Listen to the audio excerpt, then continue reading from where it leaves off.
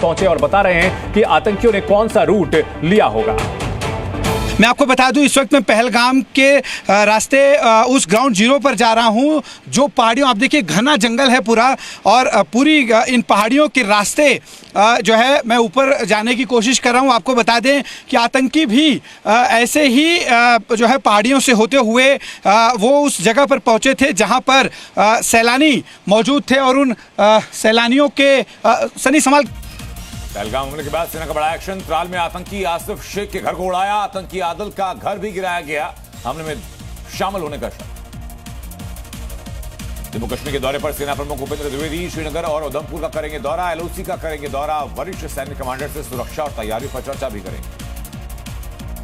कुपवाड़ा में पाकिस्तान की ओर से कई जगहों पर गोलीबारी, नियंत्रण रेखा के पास कई जगहों पर फायरिंग की गई, भारतीय सेना ने दिया मुंहतोड़ जवाब। बांदीपुरा में लश्कर मॉड्यूल का भांडाफोड़, सेना और पुलिस ने आतंकियों के 4 मददगारों को गिरफ्तार किया, तलाशी के दौरान हैंड ग्रेनेड और गोला बारूद बरामद हुआ। भारत के एक्शन के बाद पाकिस्तान में खलबली, बॉर्डर पर बढ़ाई गई पाक सैनिकों की संख्या, रात भर आसमान में उड़ते देखे गए पाक फाइटर जेट्स। पाकिस्तानी रक्षा मंत्री ख्वाजा आसिफ की गीदड़ धमकी, कहा भारत ने हमला किया तो देंगे मुंहतोड़ जवाब, हर तरह से तैयार है पाकिस्तान। गलती से बॉर्डर पार करने वाले बीएसएफ जवान को पाकिस्तान ने पकड़ा, जवान पीके सिंह पर जवाब देने से पाकिस्तान का इनकार, जवान की वापसी के लिए बीएसएफ और पाक रेंजर्स की बातचीत जारी।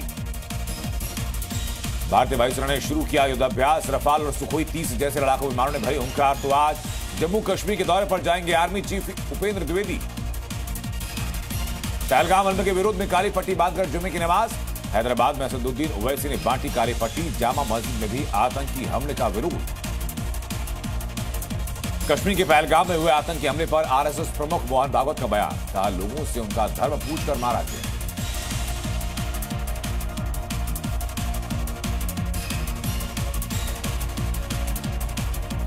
और भारत पाक तनाव जुड़ी हुई बड़ी खबर, भारत की तैयारी से पाकिस्तान घबरा चुका है। पाकिस्तानी वायुसेना में हलचल बढ़ चुकी है, पाकिस्तानी वायुसेना ने अपनी तैयारियां भी शुरू कर दी हैं और इस वक्त लड़ाकू विमान हवा में उनके आ चुके हैं।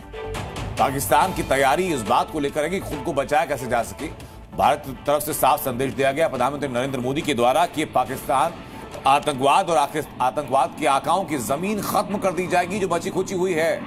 उसके बाद ख्वाजा आसिफ जो पाकिस्तान के रक्षा मंत्री हैं, उनकी तरफ से बयान सामने आता है, फुटेज सामने आती है कि पाकिस्तान में वायुसेना को इस वक्त एकदम सतर्क कर दिया गया है, और खबर यह भी आ रही है कि पाकिस्तान की एयरफोर्स एक्टिव होने के बाद उनके जो विमान हैं वो सिर्फ अब हवा में ही दिखाई दे रहे हैं।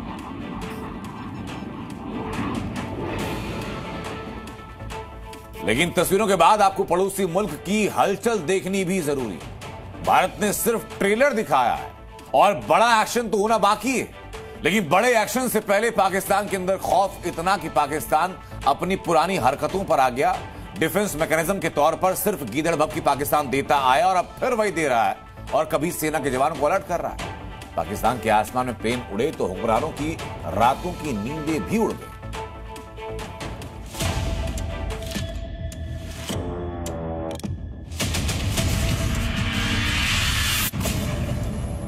भारत के एक्शन के बाद पाकिस्तान में खौफ है। रात भर पाकिस्तान को नींद नहीं आई। पाकिस्तानी मीडिया के हवाले से यह खबर आई कि रात भर पाकिस्तान में कॉम्बिंग होती रही, आसमान में फाइटर प्लेन उड़ते दिखाई। यही नहीं, भारत पाकिस्तान सीमा पर पाकिस्तान का विमान उड़ता हुआ देखा गया। C-130J ने आधी रात को पाकिस्तान से उड़ान भरी और ये विमान पाकिस्तानी वायुसेना के अड्डे की ओर जा रहा था। पाकिस्तान ने अपने सभी एयरबेस की सुरक्षा भी बढ़ा दी। एक तरफ जहां पहलगाम हमले के बाद भारत में पूरे देश में आक्रोश है और देश बड़ा बदला लेने की मांग कर रहा है, तो वहीं पाकिस्तान में दहशत बढ़ गई है। बॉर्डर पर पाकिस्तान ने फोर्सेस बढ़ा दी। एलओसी पर अतिरिक्त जवानों की तैनाती की गई है और पहले की तुलना में अब 3 गुना ज्यादा जवान भारत पाकिस्तान सीमा पर। पाकिस्तान की ओर से 13 चुनाव रेंजर्स जम्मू के पास, जबकि 14 और 26 चुनाव रेंजर्स सांबा और कठुआ के पास तैनात किए गए हैं, ताकि पाकिस्तान भारत के बदले से बचने के लिए तैयार रहे। इसके साथ ही पाकिस्तान ने बलूचिस्तान और अफगानिस्तान सीमा पर तैनात 11 कोर और 12 कोर कमांडर्स को निर्देश दिया कि वो 10 कोर कमांडर के नेतृत्व में भारत पाकिस्तान नियंत्रण रेखा के पास अपनी तरफ से बड़ी संख्या में सैन्य कर्मियों को भेजें। पाकिस्तान को यह एहसास हो गया है कि अब भारत हर कीमत पर इस आतंकी हमले का बदला तो लेगा और जंग की आहट को देखते हुए पाकिस्तान ने अपनी सेना को सतर्क कर दिया है। पाकिस्तान ने वाघा सीमा चौकी को भी तत्काल प्रभाव से बंद करने का फैसला किया। पहलगाम हमले पर फंस चुका पाकिस्तान अब प्रोपेगेंडा पर उतर आया। प्रोपेगेंडा के जरिए वो दुनिया भर में ये संदेश देना चाहता है कि पाकिस्तान तो पाक साफ, लेकिन अपने गिरवा में झांक कर देखे अगर पाकिस्तान तो सच्चाई का एहसास हो जाएगा, क्योंकि रणनीति के जरिए ही उसने पहलगाम हमले से हड़कंप मचाया, जिसका बदला अब भारत लेकर रहेगा। और पाकिस्तान का डर लाजमी भी है। पाकिस्तान ने सिंधु जल संधि को स्थगित करने को युद्ध की ललकार जो समझ लिया। भारत के साथ सभी द्विपक्षीय समझौतों को निलंबित करने जैसी बातें पाकिस्तान कर रहा है। वहीं गरीबी की मार झेल रहा पाकिस्तान भारतीयों को उनकी जमीन छोड़ने की बात कह रहा है। पाकिस्तान ने भारतीयों को जारी वीजा रद्द कर दिया, अपना एयर स्पेस बंद कर दिया। बची हुई कसर भारत से बिजनेस बंद करने के फैसले ने पूरी कर दी। यानी पाकिस्तान जो ये कहता है कि उसने आतंकी हमला नहीं किया, वो बिना कुछ किए डर क्यों रहा है और अपने पैर पर खुद कुल्हाड़ी क्यों मार रहा है? पाकिस्तान की एयर स्पेस इंडियन ओन्ड और इंडियन ऑपरेटेड एयरलाइन जो है उनके लिए बंद की जा रही है। किसी इंडियन ऑपरेटेड या इंडियन ओन्ड एयरलाइन को इजाजत नहीं होगी कि पाकिस्तान की एयर स्पेस से वो गुजरे। भारत ने अभी तो 2 आतंकियों के घर उड़ाए और इतने से मिलिट्री एक्शन से पाकिस्तान डर रहा है। डर के मारे पाकिस्तान को नींद नहीं आ रही। पाकिस्तानी हुक्मरानों को हमले का और युद्ध का ऐसा डर सता रहा है कि अब गीदड़ भभकी से वो खुद को सहारा दे रहे हैं। पाकिस्तानी रक्षा मंत्री को अपने मुल्क की सुरक्षा का डर सता रहा है और वो भारत पर पलटवार की धमकी दे रहे हैं। डेफिनेटली अनफॉर्चुनेट होगा, लेकिन हम बिल्कुल उसका जवाब देने की और भरपूर जवाब देने की पोजीशन में हैं। आपको याद होगा कि जब हमारी एयर स्पेस वायलेट की गई थी वे बैक आज से 4-5 साल कबल जो है, तो उसका जो जवाब हमने दिया था वो आज भी सबको याद है कि अभिनंदन के साथ क्या हुआ था। पाकिस्तान में ख्वाजा आसिफ ही अकेले बातों के बादशाह नहीं है। एक और महारथी भी पीओके में पाए जाते हैं, जिनका नाम है चौधरी अनवरुल हक। कहने को तो ये यहाँ के पीएम हैं, लेकिन बात अपनी औकात से ज्यादा करते हैं। तुम बलूचिस्तान में पाकिस्तानियों के खून से होली खेलोगे, इसकी कीमत तुम्हें दिल्ली से लेकर मकबूजा कश्मीर के अंदर तक अदा करनी पड़ेगी। और जो हिस्सा इसमें कश्मीरी मुजाहिदीन का है, इंशाअल्लाह ताला वो पहले भी अदा करते रहे और आप पूरी कुव्वत और पूरी जुर्रत से अदा करेंगे।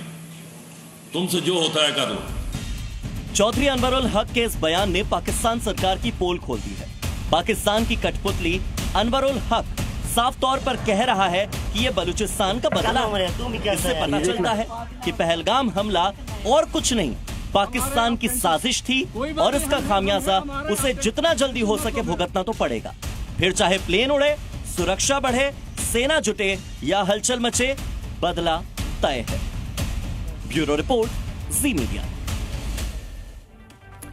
वही भारत पाक तनाव जुड़ी हुई बड़ी खबर सामने है। पाकिस्तानी रक्षा मंत्री का बड़ा बयान, ख्वाजा आसिफ को हमले का डर सता रहा है। हमला करने की तैयारी भारत कर रहा है, ख्वाजा आसिफ कह रहे हैं। वो कह रहे हैं कि भारत के निशाने पर पाकिस्तान के कई शहर हैं और ये किसी बंद कमरे में नहीं, बल्कि एक इंटरव्यू में ख्वाजा आसिफ ने यह बयान दिया और कहा कि मोदी हैं, कुछ भी कर सकते हैं। न्यूक्लियर वेपन्स जो है ना, वो एक जमानत है हमारी एग्जिस्टेंस की, कि इस तरह का जब हमसाया हो, जिस तरह का हिंदुस्तान है और उसके रूलर्स हों जिस तरह का मोदी है, तो मैं समझता हूं कि न्यूक्लियर वेपन जो है ना वो जो है ना वो होना जो है ना एक किस्म की आपकी हिफाजत की जमानत है। लेकिन हमें टैक्टिकल जो वेपन्स जो हमारे हैं, नॉन न्यूक्लियर वेपन्स जो है हमारे, उसमें भी अल्लाह की फजल से कोई हम कमजोर नहीं है, हम अपना बिल्कुल दिफा कर सकते हैं। तो ख्वाजा आसिफ का बयान आपने सुना। मैं आपको पाकिस्तान के पूर्व राजनयिक का बयान सुनाता हूं। वो कह रहे हैं कि भारत की फौज, थल सेना, वायुसेना, नेवी हमसे 6 गुना ज्यादा है।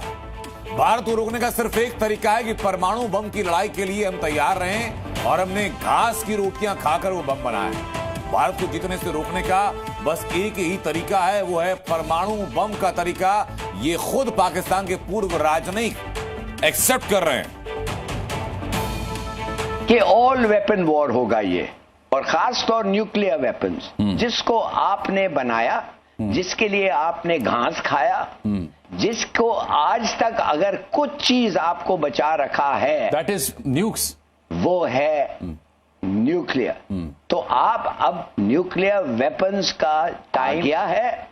आपने अनाउंस कर भी दिया था कि हम हर चीज से लड़ेंगे जो हमारे पास है। आपने मुल्क को कहा था कि घास खाओ, अगर तुम घास खाओगे तो ये वेपन भी हम हासिल कर लेंगे। हमने घास खाया, वेपन हासिल हो गई, तो अब ये वेपन्स हमें इस्तेमाल करने के लिए तैयार होना चाहिए। क्या इंडिया ये मानेगा? देखिए, एक ही तरीका है इंडिया को हराना। वो क्या तरीका है? बात कर रहे हैं आपने हलाली साहब बड़ा अच्छा कंपैरिजन किया कि कन्वेंशनल जो वॉरफेयर उसमें तो उनकी अददी बर्तरी है, उनके पास मैन पावर की बर्तरी है, तो आप कह रहे हैं कि नॉन कन्वेंशनल और जो आपका सबसे इंपॉर्टेंट टूल है दैट इज न्यूक्लियर टूल, आप कह रहे हैं वो बाकी रह गया, उसके अलावा बाकी ऑप्शंस में हम शायद उनको बीट ना कर सकें, ये कह रहे हैं आप? यस, और कोई ऑप्शन हमारा है ही नहीं, ओनली न्यूक्लियर ऑप्शन। वहीं पहलगाम हमले पर एक और खुलासा सामने है, चश्मदीद सामने। चश्मदीद का खुलासा यह कि पहलगाम हमले पर सबसे बड़ी गवाही है, मोबाइल को आतंकी जूते में छिपा कर लाए थे। चश्मदीद ने आतंकियों की सारी बातें सुनी। आतंकियों ने कहा कि प्लान बी पर काम हो सकता है, और ये चश्मदीद का कहना है कि आतंकी किसी से निर्देश ले रहे हैं।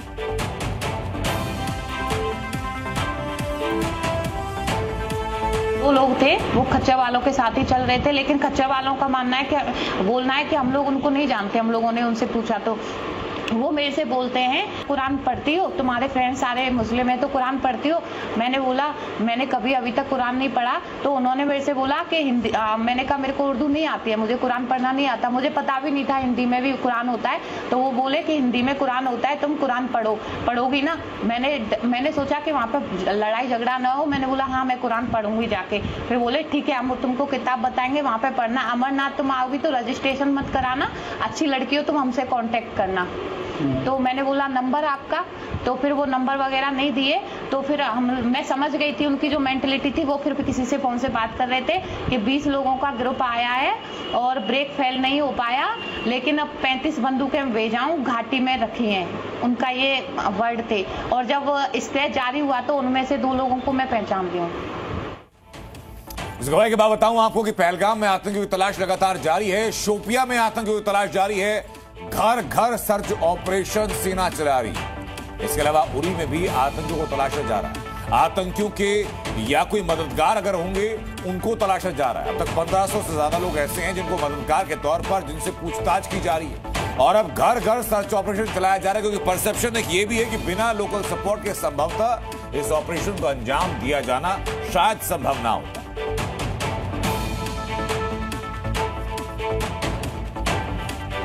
शोपियां से लेकर पहलगाम और पहलगाम से लेकर उरी तक हर जगह पर आतंकियों को तलाशा जा रहा है, आतंकियों के निशानों को तलाशा जा रहा है, आतंकियों तक पहुंचने की हर कड़ी को जोड़ा जा रहा है।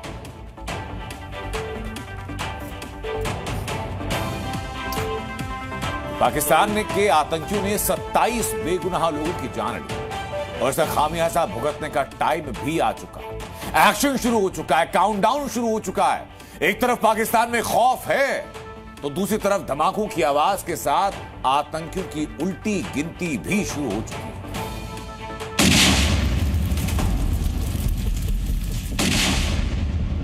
ये ब्लास्ट तो ट्रेलर है, क्योंकि पिक्चर अभी बाकी है।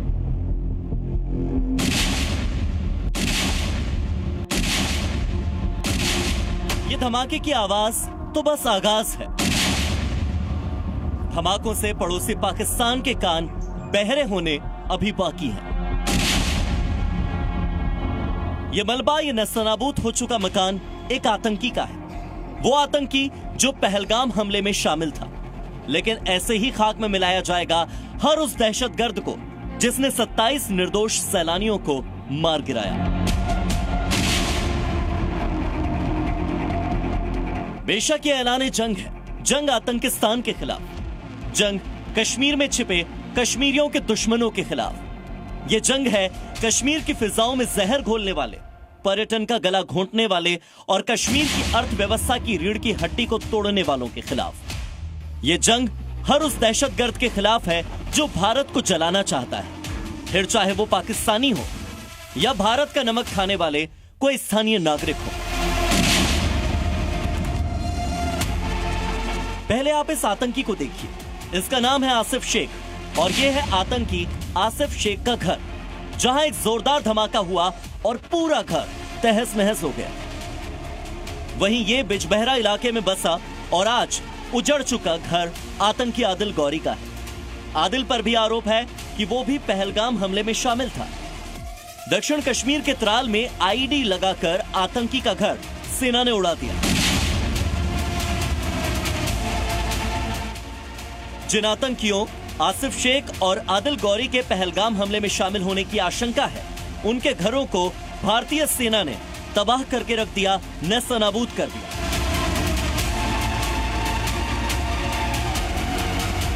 इस वक्त हम दक्षिणी कश्मीर के त्राल के मुंगहामा गांव में है और ये घर जो है ये आसिफ शेख का है। आसिफ शेख जिसका नाम जो बाइसरन में घातक हमला हुआ उसमें आया है कि हमलावरों में वो शामिल था। इस आज एक बड़ी कार्रवाई करते हुए उसके घर को जो है यहाँ पर तलाशी अभियान जब चल रहा था तो एक संदिग्ध वस्तु जो पुलिस के मुताबिक मिली उसको उसके कारण ये वो नष्ट किया गया और इस पूरे घर को जो है नष्ट कर दिया गया है। दरअसल आदिल गौरी साल 2018 में पाकिस्तान गया था। आदिल लश्कर-ए-तैयबा से जुड़ा है। पाकिस्तान में ही उसने आतंकी ट्रेनिंग ली और पिछले साल 2024 में आतंकी प्रशिक्षण को लेकर वो भारत लौटा। वहीं आसिफ शेख जम्मू कश्मीर का ही रहने वाला है और इससे पहले कई आतंकी हमलों में आसिफ का नाम सामने आ चुका है। इन तस्वीरों से आतंकियों और उनके आकाओं को ये संदेश जरूर मिल गया होगा कि इस बार बदला बड़ा होगा और इतना बड़ा कि आतंकियों के आकाओं की रूह कांप उठे। कुपवाड़ा से लेकर बांदीपोरा तक सेना ताबड़तोड़ ऑपरेशन अभी भी चला रही है। बांदीपोरा में 2 से 3 आतंकी घिरे हो सकते हैं। कुल मिलाकर भारतीय सेना एक्शन मोड में है और सरकार ने भी अब सेना के हाथ खोल दिए क्योंकि रास्ता चाहे जो हो मगर बदला लेकर रहेंगे और आतंक का सफाया करके ही मानेंगे। Friends, today from the soil of Bihar, I say to the whole world, India will identify, track and punish every terrorist and their backers. We will pursue them to the ends of the earth. आपको याद होगा कि 18 सितंबर 2016 को पाकिस्तान ने उरी में जब हमला किया, हमारे 18 जवान शहीद हुए। तो 6 दिन बाद केरल के कोझिकोड में प्रधानमंत्री नरेंद्र मोदी ने कहा कि हमारे जवानों का बलिदान खाली नहीं जाएगा। और इसके ठीक 4 दिनों में 28 सितंबर 2016 को सर्जिकल स्ट्राइक हुई, यानी बदला 10 दिन में। 14 फरवरी 2019 को पुलवामा में कायराना हमला हुआ, सीआरपीएफ के 40 जवान शहीद हुए।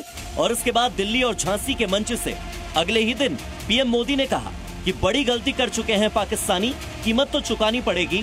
पड़ोसी ये भूल गया है कि ये नया भारत है। और इस बयान के ठीक 11 दिन बाद 26 फरवरी 2019 को बालाकोट में एयर स्ट्राइक हुई, यानी बदला 12 दिन बाद। अब 22 अप्रैल 2025 को जम्मू कश्मीर के पहलगाम में 27 पर्यटकों को हिंदू होने पर आतंकियों ने गोलियों से भून दिया।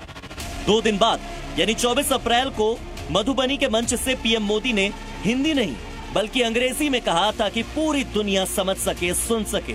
मोदी बोले कि पूरी दुनिया को बता रहा हूं, हम हर आतंकी को सजा देंगे, आतंकियों को मिट्टी में मिला देंगे। अब पीएम के बयान के अगले ही दिन आतंकियों के घर उड़ गए। आसिफ शेख का घर उड़ा दिया तो आदिल गौरी का घर तोड़ दिया। देखना यह होगा कि इस बार और क्या बड़ा होगा, क्योंकि ये तो ट्रेलर है और पिक्चर अभी बाकी है यानी असली एक्शन होना अभी बाकी है। त्राल से खालिद हुसैन के साथ ब्यूरो रिपोर्ट, जी मीडिया। लेकिन पाकिस्तान के डर का एक और कारण है आक्रमण। भारत और पाकिस्तान के बीच तनाव में एक और बड़ी खबर ये कि वो भारतीय वायुसेना एक बड़ा युद्धाभ्यास कर रही है, जिसमें रफाल और सुखोई 30 जैसे विमान शामिल। इस युद्धाभ्यास को आक्रमण का नाम दिया बताया जा रहा है कि भारतीय वायुसेना के टॉप गन पायलट इस अभ्यास में हिस्सा ले रहे हैं। पहलगाम हमले के बाद अलग अलग एयरबेस पर तैनात भारतीय वायुसेना के विमान इसमें हिस्सा ले रहे हैं, इसका हिस्सा हैं और इसका नाम दिया गया है आक्रमण। और यही आक्रमण भी है जो कि पाकिस्तान के माथे पर पेशानी डाल रहा है।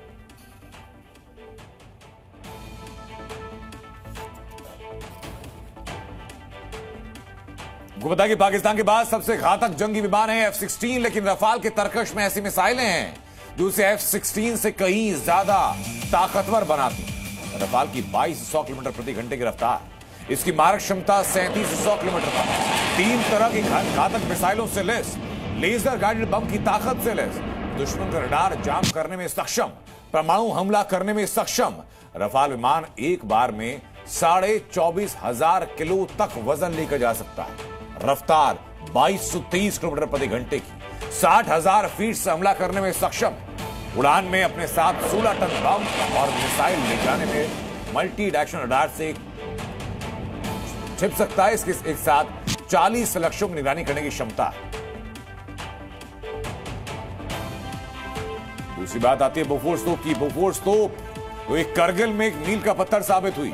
35 किलोमीटर तक बोफोर्स तोप सटीक निशाना लगा सकती है, यानी पाकिस्तान की जितनी टुकड़ियां आसपास एलओसी पर मौजूद होंगी, हर टुकड़ी बोफोर्स के जद में होगी और बोफोर्स के लिए स्टेशन एक जगह होकर के बोफोर्स वहीं से अपने दुश्मनों को खत्म कर सकती है।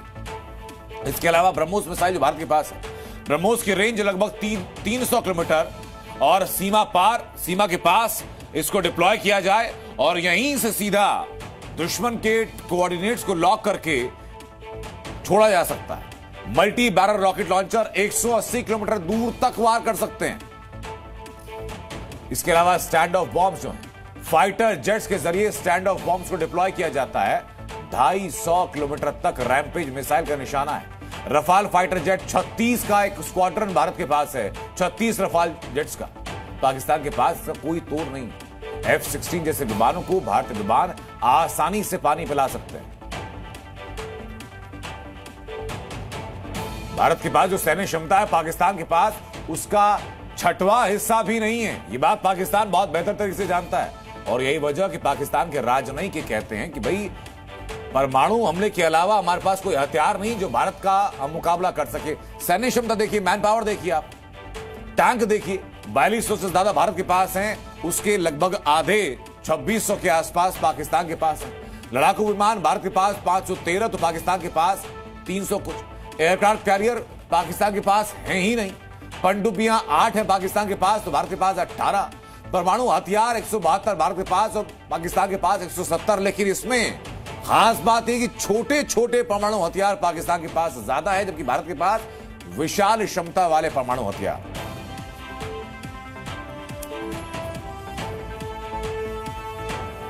एक छोटे से ब्रेक का वक्त है। जी न्यूज पर खबरें जारी। जी न्यूज। संजीव मुखिया गिरफ्तार। संजीव मुखिया पर 3 लाख रुपए का इनाम था।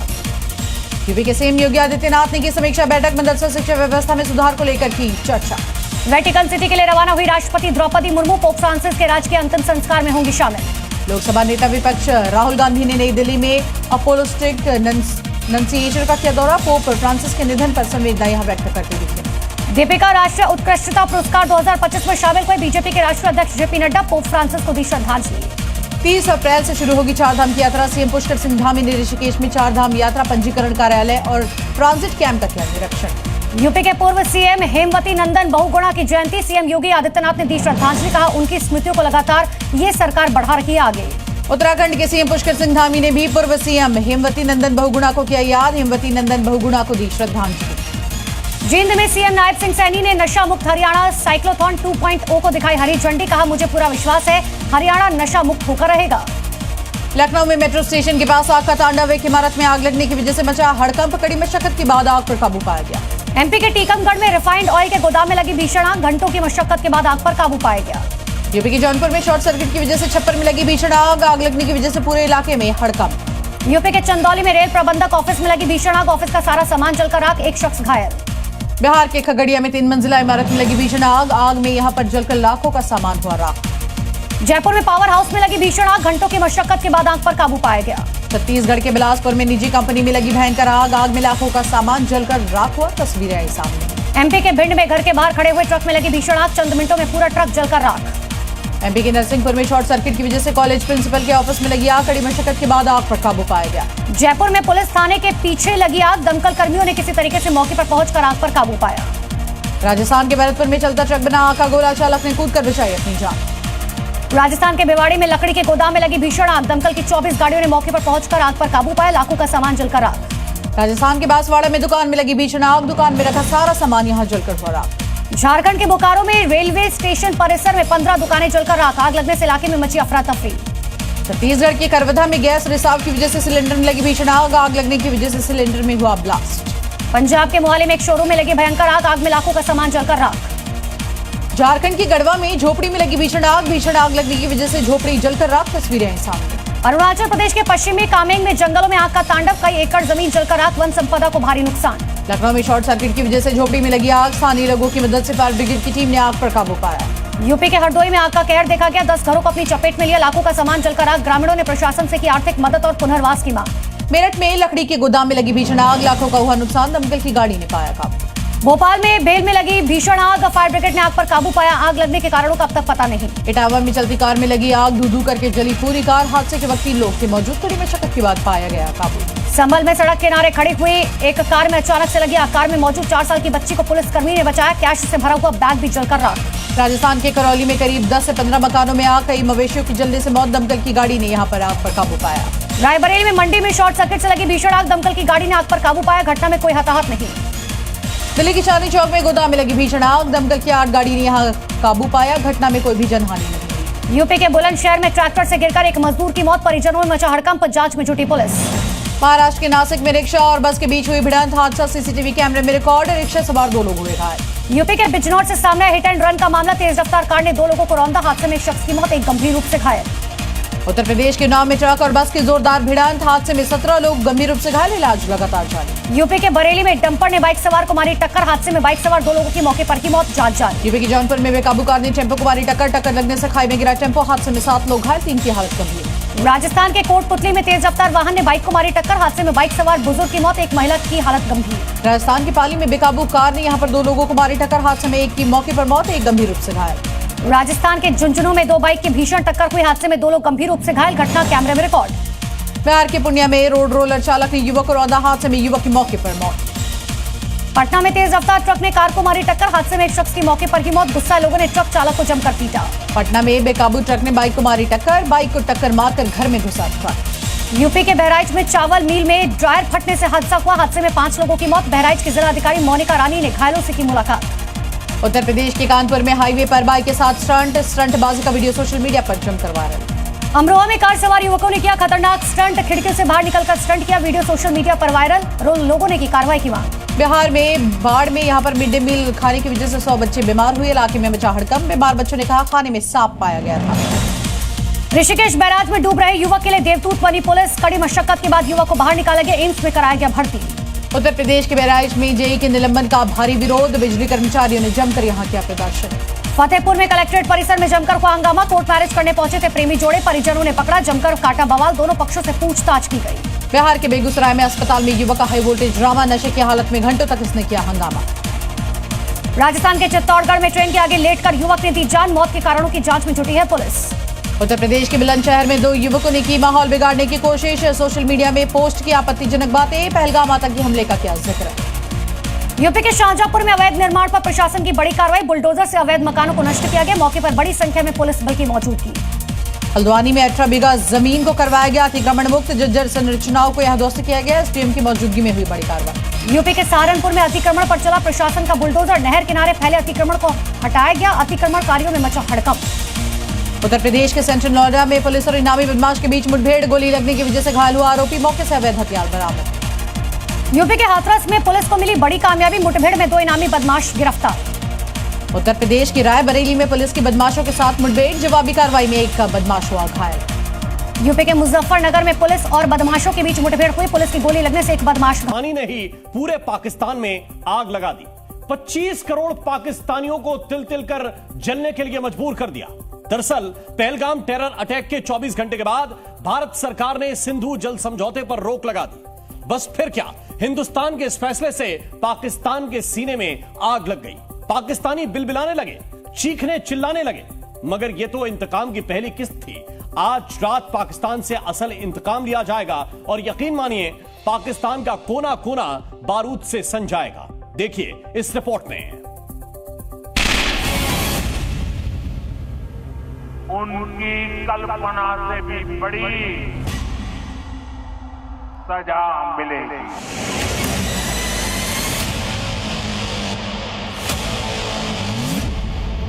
भारत ने पाकिस्तान के साथ जो इंडस वाटर मुआहदा है वो खत्म कर दिया।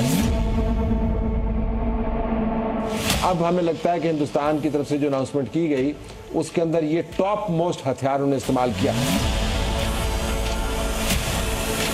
ये पाकिस्तान की लाइफ के लिए ये बहुत बहुत बड़ा धचका होगा।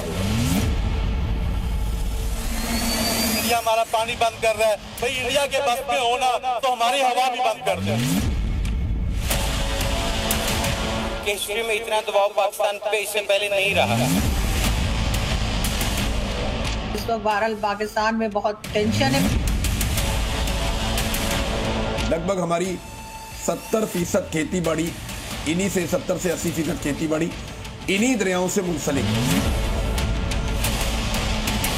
ये काफी सीरियस एस्केलेशन है। मैं तो कहता हूं कि ऐसी एस्केलेशन जो 1960 से नहीं हुई, इंडिया ने आज की है। उन्होंने सिंध ताज मुआहदा खत्म किया और याद रखिएगा कि दरियाओं का पानी रोकना ऐलान जंग होता है पूरी दुनिया में, और भारत ने जो है वो ऐलान जंग किया। बेशक ये जंग का ऐलान ही आतंक को पनाह देने वाले पाकिस्तान के खिलाफ, मजहबी नफरत के चलते पहलगाम जैसी खूनी साजिश को अंजाम देने वाले जनरल मुनीर के खिलाफ, शहबाज के खिलाफ और हर उस पाकिस्तानी दहशतगर्द के खिलाफ जो हिंदुस्तान को अपना दुश्मन मानता है, हिंदुओं को काफिर बताकर मारने काटने की बात करता है। पहलगाम को लहूलुहान करने के बाद शहबाज, मुनीर और पाकिस्तान में बैठे आतंकी छाती फुला रहे थे, 27 बेगुनाहों की मौत पर जश्न मना रहे थे, केक काट रहे थे। उन्हें क्या लगा था हिंदुस्तान इस खूनी साजिश का इंतकाम नहीं लेगा? क्या आतंकिस्तान से हिसाब चुकता नहीं करेगा? करेगा, वो भी डंके की चोट पर, खुलेआम पूरी दुनिया के सामने। मिट्टी में मिलाने का समय आ गया है।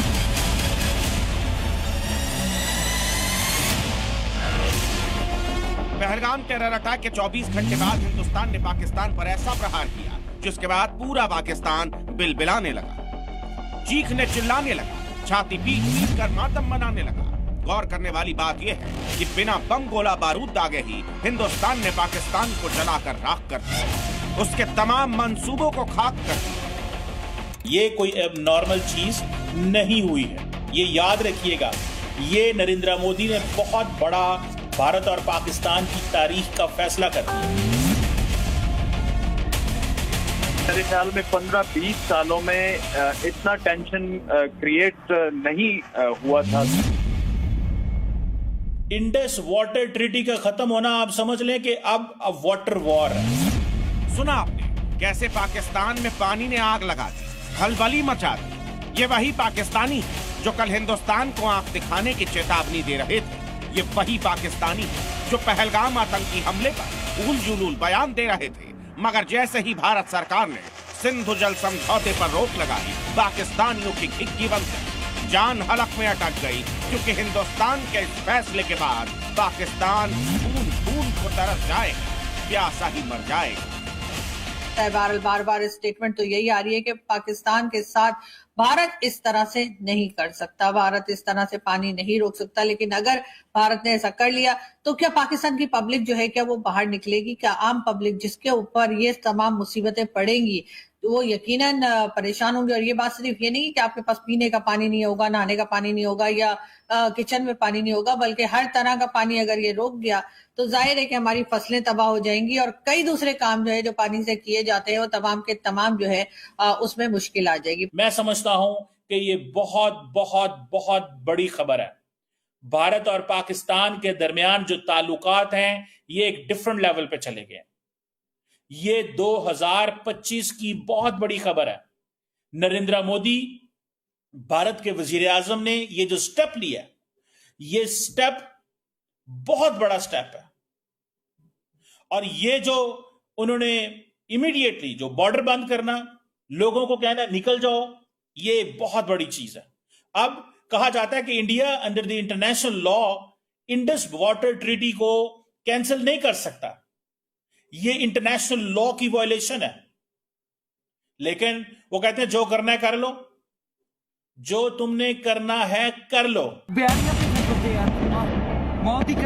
क्या पाकिस्तान परस्त आतंकवादियों ने पहलगाम के 27 लोगों को गोलियों से भूनते वक्त इंसानियत के बारे में सोचा था? क्या पाकिस्तानी जनरल मुनीर ने पहलगाम की खूनी स्क्रिप्ट लिखते वक्त कायदे कानून का ख्याल रखा था? नहीं ना। जब पाकिस्तान के जिहादी मजहब के नाम पर बेकसूर लोगों का लहू बहा सकते हैं तो फिर हिंदुस्तान ने सिर्फ सिंधु जल समझौते को रद्द करके गुनाह नहीं बल्कि उनके इंतकाम की पहली किश्त ली। लगभग हमारी 70% खेती बाड़ी, इन्हीं से 70 से 80% खेती बाड़ी इन्हीं दरियाओं से मुंसलिक है। अब इन दरियाओं के पानियों को अगर भारत रोक लेता है तो ये ऐलान जंग है। मैं आपको ये बताऊं, क्योंकि ये पानी 1965 की जंग में भी नहीं रोका गया, ये पानी 1971 की जंग हुई फिर नहीं रोका गया, ये मुआहदा खत्म नहीं किया गया। ये मुआहदा जो है वो हमारी कारगिल की वॉर हुई उसमें भी खत्म नहीं किया गया, सियाचिन वॉर हुई उसमें भी खत्म नहीं किया गया। तो बहुत सारे ऐसे मौके आए, ये मुआहदे अपनी जगह पे मुंबई अटैक्स हुए इंडिया में, ये मुआहदा फिर भी मौजूद रहा। अब तक हर पाकिस्तानी को इसी बात का गुमान था, वो ये कि चोरी छिपे आतंक की साजिश को अंजाम दे दो और चूहों की तरह बिल में दुबक जाओ। मगर इस बार भारत सरकार ने पाकिस्तान का ऐसा टेटुआ दबाया है जिसके बाद 25 करोड़ पाकिस्तानियों का गला सूखने लगा है। इंडिया डैम्स बिल्ड करेगा, अपनी तरफ पानी को रोकेगा। अब पाकिस्तान पानी नहीं आएगा, पाकिस्तान पानी नहीं आएगा, पाकिस्तान की फसलों को पानी नहीं जाएगा, पाकिस्तान की फसलें नहीं होंगी। जब फसलें नहीं होंगी, पानी रोका जाएगा तो जंग होगी। अब सवाल यह है कि आखिर भारत ने जैसे ही सिंधु जल समझौते पर रोक लगाई, आखिर पूरे पाकिस्तान की हवाइयां क्यों उड़ गई? क्यों पाकिस्तानी मीडिया और एक्सपर्ट भारत के इस फैसले को वाटर स्ट्राइक करार दे रहे हैं? तो आपको बता दें, सिंधु जल समझौता रोका जाना एक बहुत बड़ा रणनीतिक कदम है। इसके स्थगित होने से पाकिस्तान के खाद्य उत्पादन में गिरावट आएगी, लाखों लोगों के सामने भूख का संकट पैदा हो जाएगा, पाकिस्तान की शहरी वाटर सप्लाई रुक जाएगी, हाइड्रो पावर प्रोजेक्ट से बिजली उत्पादन प्रभावित होगा, पाकिस्तानी शहरों पर ब्लैकआउट का खतरा मंडराएगा। मतलब ये कि जिस सिंधु नदी को पाकिस्तान की लाइफलाइन कहा जाता है, उसी का पानी अगर भारत ने रोक दिया तो बिना पानी के पाकिस्तान मछली की तरह छटपटाने लगेगा। पाकिस्तान के डैम, जलाशय, नहरें सब सूख जाएंगी और आने वाली भीषण गर्मी प्यासे पाकिस्तान को उसकी औकात बता देगी। आपको पता है कि भारत ने पाकिस्तान को बड़ा सख्त जवाब दिया है। जारी बात है, मैं जब इस सारी चीज़ को देखता हूं तो मैं समझने की कोशिश करता हूं कि जितना सख्त भारत पाकिस्तान को जवाब देता है या जितना ऑफेंसिव है, पाकिस्तान इतना ऑफेंसिव क्यों नहीं होता? पाकिस्तान क्यों जवाब नहीं दे सकता? क्या हमारी लीडरशिप के पास करेज नहीं है, मोरल नहीं है, ताकत नहीं है, विजन नहीं है, सोच नहीं है? बिल्कुल ठीक कहा जनाब आपने। पाकिस्तान की लीडरशिप के पास न जज्बा है, न नैतिकता, न ताकत और न ही विजन। उन्हें सिर्फ साजिश और षड्यंत्र रचना ही आता है, मजहब के नाम पर बरगलाना आता है, आतंक को पालना पोसना आता है। लेकिन इस बार आतंकिस्तान का कोना कोना हिंदुस्तान के इंतकाम की आग में झुलस जाएगा, तबाह हो जाएगा। Bureau report.